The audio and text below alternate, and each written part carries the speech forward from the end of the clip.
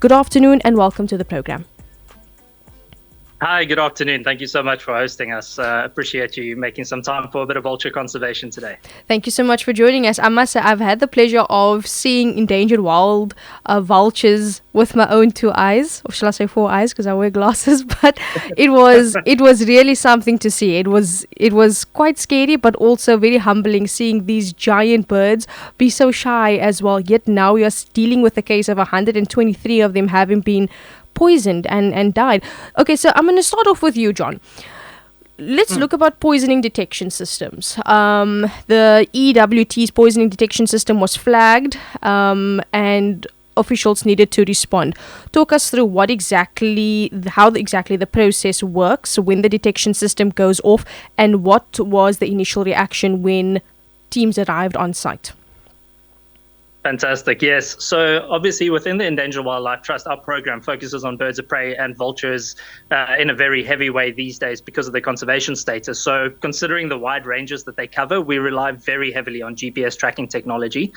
So we have tracking units on quite a large number of vultures, not just in the Kruger Park and surrounds, but throughout Africa. And a lot of these units, for example, if a bird is considered to have recently died, we immediately get a WhatsApp message to key personnel, key staff that'll notify where the location is, that it's a suspected death of a bird, and then obviously that mobilizes the response that follows from there. So in this case, for example, we got 2 mortality alerts from birds next to each other the evening before, and obviously that allowed us to communicate this with South African National Parks and allowed for a very rapid response the next morning, which was fantastic from their side. Obviously aerial support plays a big role. So before 7 o'clock in the morning, the first aircraft was already checking the location and confirmed that there was a poisoning, and thus sort of mobilizing the response to the situation. Now, I want to go to you, Marshall.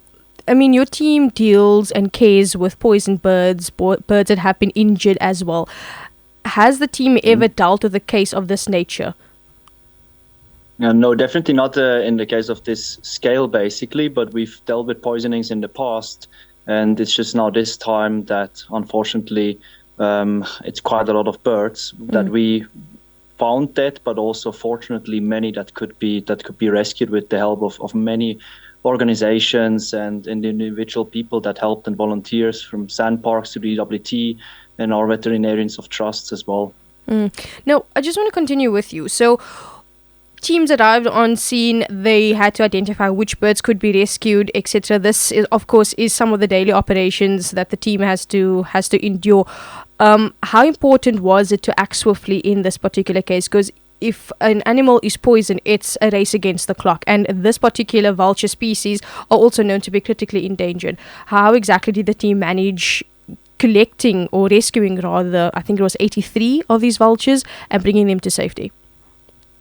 Yeah, so basically, one of the key sort of points was that SANParks did an amazing job in allowing the team, the first responders, getting in with choppers, which helped an immense amount to get these birds first aid treatment, get them to a safe place. The Endangered Wildlife Trust coordinated on the ground. They do have an amazing vulture ambulance where the birds were sort of treated and then, when they had treatment, put away for getting the others. And you can imagine it's quite chaotic. I myself was not on the ground. It's actually my wife with some of the Endangered Wildlife Trust staff members and some veterinarians from Wildscapes and Brenner Veterinary Services. And it's just chaotic, I guess, but you have to treat one after the other. And from there on, they were transported back to Moholoholo, where they received intensive care treatment. And you have to just look at who's in intensive care need of sort of first. And it took us quite a while to go through 83 birds at first, and there was another one added that Sean managed to rescue the following day.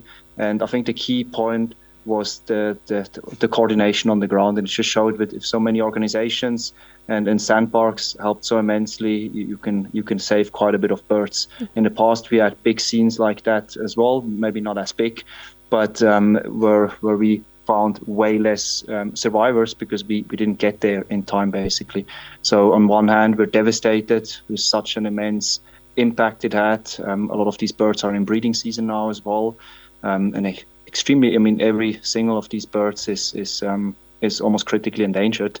On the other hand, we're also encouraged by the teamwork and how many organizations helped to make this rescue possible.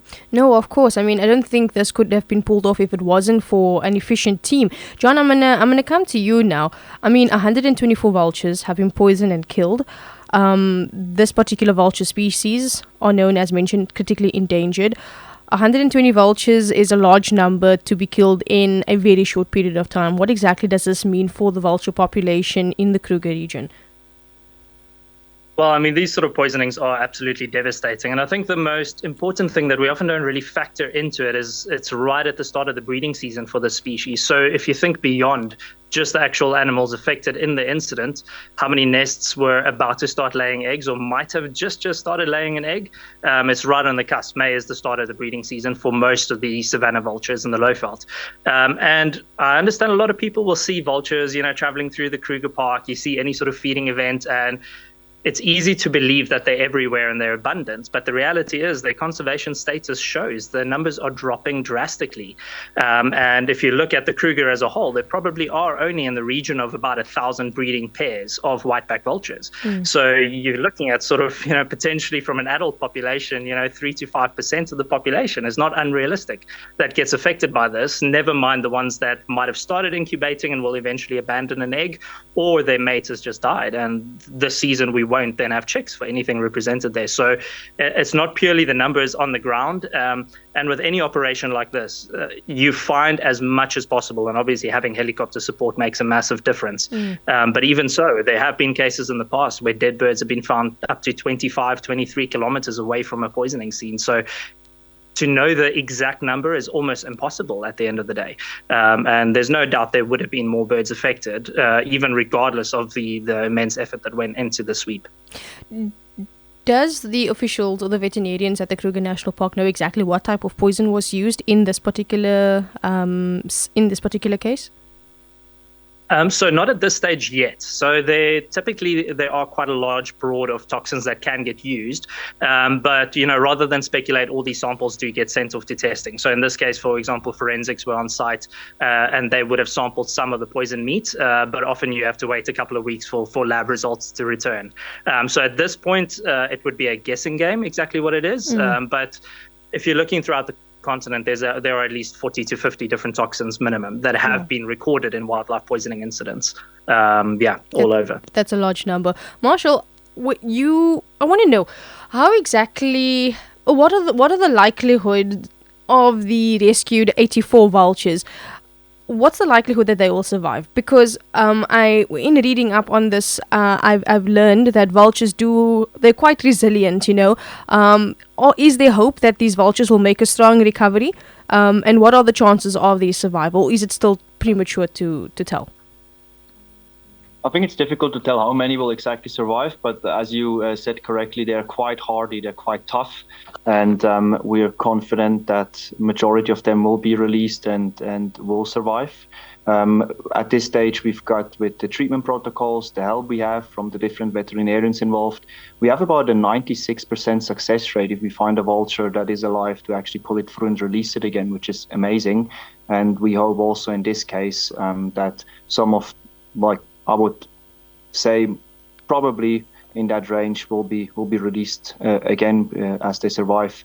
But it's obviously a bit early to tell. There's still about half that we're carefully monitoring 24/7 at the facility, and that will just take some time to tell. But I would say more than half are already showing extremely good signs of recovery.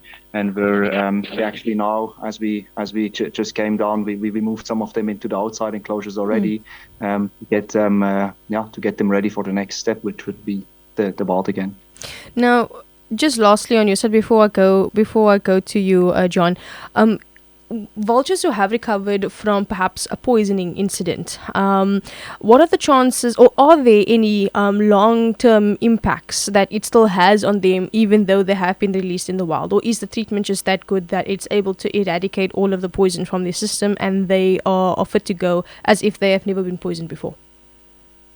I think it always depends how badly the bird was intoxicated and how long it took until it was found and got veterinary care. From what we can tell with the amazing work of the Endangered Wildlife Trust, who provide a lot of the satellite transmitters that are used for applied research, we can say that these birds, after being released, survive consecutive years, but there's not enough sort of data or significant studies done that we can say it has zero impact on them. I think we get to see that in time. But from what we can see at the moment, once they made a full recovery, they're doing extremely well afterwards. Now, John, I want to come to you before we wrap up. One would assume that when you think of poachers, you think they're only out to get animals with ivory. So we're thinking lions, we're thinking rhinos. But vultures are also being targeted by poachers. Why exactly are vultures being targeted by poachers? And also, what kind of collaborative measures are being used to strengthen and also prevent an incident of this nature in the future? So, I mean, there's various reasons as to why these incidents might take place. It's always quite difficult to be 100% certain at the time. But one of the reasons, probably the most impactful, is a form of poisoning known as sentinel poisoning, where poachers will try and basically reduce vulture numbers. Obviously, they're a great indicator of where, there might be a carcass in the veld. So easy to follow up on that. So that's one of the reasons. But we're also seeing, throughout the continent, there's a lot of targets on lion bone trade and lion body parts. And often the vultures are kind of caught in the crossfire in many ways. They're so exceptionally efficient at finding these carcasses that often they're not really the intended targets. And they might find a poison bait source that's aimed at a different species way before that species arrives there.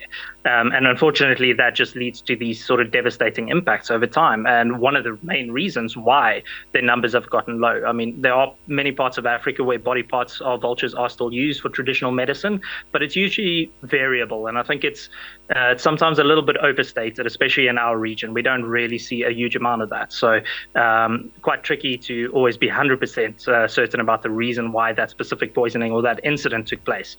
And then in terms of the work being done behind the scenes, there's a huge amount being done. It's just one thing that's quite quirky, I would say, with vultures is that, fencing and typical conservation strategies don't really work for birds that'll fly 200 kilometers a day at times. Of course. We'll release Cape vultures before they do 550 kilometers on day one. So, provinces. So it does make it quite challenging compared to typical strategies. But for example, if you look at the Great Limpopo Transfrontier Conservation Area, there's a really, really strong drive at the moment with collaboration between all the reserve management, different NGOs involved, and making sure that communication of information, which is often a stumbling block for a lot of this, is being done in an efficient and practical way. And I've got to be honest, I've got to commend SANParks for the way that they've kind of approached these things, whereas in the past, maybe vultures and birds weren't really always high up on the list compared to rhino. These wildlife poisoning cases, they've really jumped in and tried to tackle it wherever they can. But it is a challenging task when you look at a couple of reserves, looking at 3.5 million hectares of surface area. Incredibly important considering the value for breeding and source populations for these birds. No, of course, and I mean this is really interesting to see, but also very enlightening to see what exactly is going on behind the scenes to make sure that our endangered wildlife is being looked after. And it's thanks to people like you, John, and you, Marshall, and your teams that you guys lead. You guys make this happen. So really, thank you so much for protecting our wildlife. But John Davies, Marshall Rappo, thank you so much for speaking to us here on Radio 786. It was a very enlightening interview. John is the senior field officer for the Birds of Prey program at the Endangered Wildlife Trust. Marshall Rappo, the manager of the Moholoholo Wildlife Rehabilitation Center.